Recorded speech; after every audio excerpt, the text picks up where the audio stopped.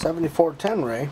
Yeah, a couple of people had asked, hey, how is it that your SG works, your Bullpup, how is it that you clean it?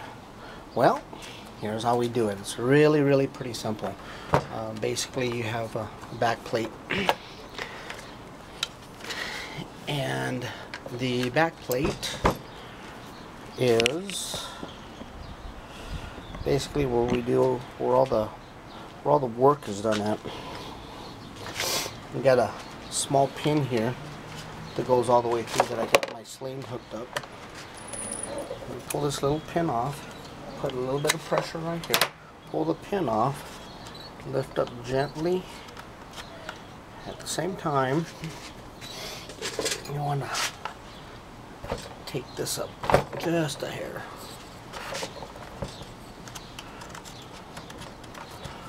There we go. Lock this back. Open up the little gate, and off she comes. Give this a little turn, and voila! You are actually in the guts of your standard SKS. So we need to move this up a little bit, and you take it apart like you would a standard SKS. Give it a little jiggle, pull the pin out, set it down, pull back on your hammer, pull back on your hammer, pull back on your slide, and there you go. It's a little bit dirty. And for the basic cleaning, 556 standard brush that you use for the board chamber. Put a little bit of stuff on there. Keep it back. You get it. You stick it in there. You clean the chamber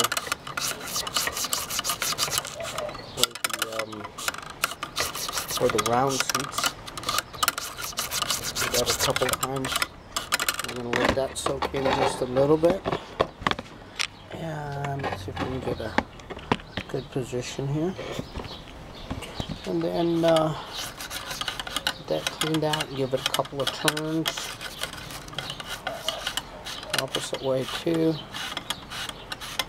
Got it all cleaned out. What are you doing? Scrub-a-dub-a-dub.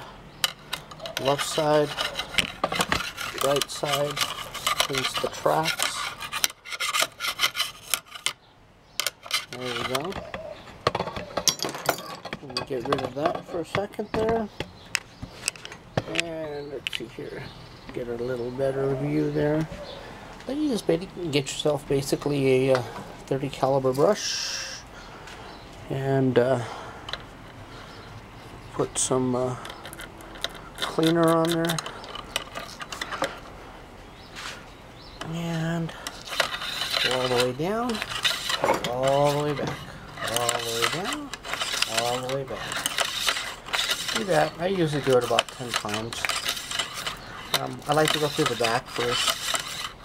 I really don't like to go through the front.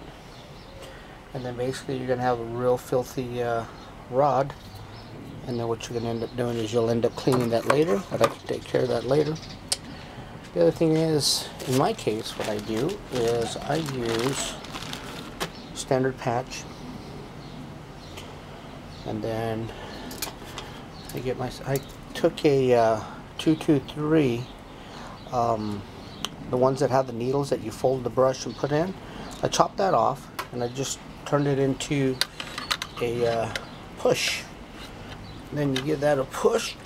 It's a little tight, but it works really well. Come out on the other end, and let's see what we got when it came out the other end. And we'll keep punching that through until she's nice and clean. Usually it takes about 4 or 5 patches. So get that. Give it a strong push. Some people say you shouldn't reuse the patches, but if you flip it over, they do alright. Put a little bit of lube in there. I normally use the paste, but I just happen to have the liquid handy. Thought I'd use it to make this video real quick. And that's it, guys. And we shot probably about 100 rounds through it. That's definitely gonna have to go through about probably 4 or 5 until it's, you know, patch comes out nice and clean. And then of course you got the areas up here that are a little bit dirty.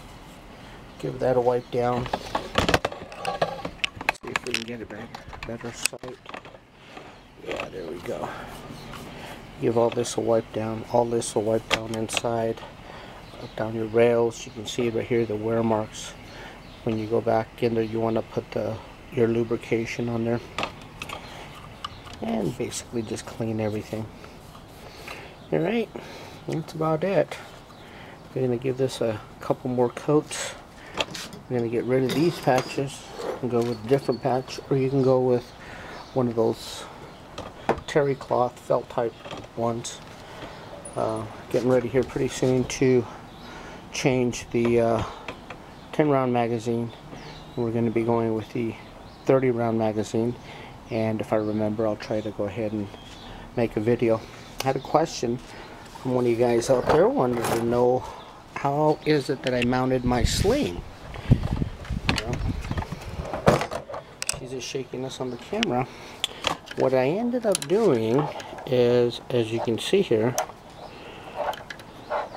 I actually, right here, standard size, I put heat tape, is what you wrap around headers. I put a piece here and a piece here, and I had heated this up, and I had stuck a screwdriver up underneath here when it was red hot and pried it up. So now that allows me to be able to mount the particular clip sling that I had. And on the back, basically it is mounted to the pin that goes all the way through. I put it on there. I have ran with this. We did some running and gunning, and it has never come off. This pin that SG Works put on there, I don't know what it's made out of, but it's pretty stinking tough. And that right there, out of all the ways to mount it, has been the best way to mount the sling. Alright, I got one of those after-market muzzle brakes. And some of you guys had seen the training video with this scope. And this is what she looks like. Alright guys, this is 7410 Ray saying God bless America, long live the Republic, and remember guys, freedom ain't free.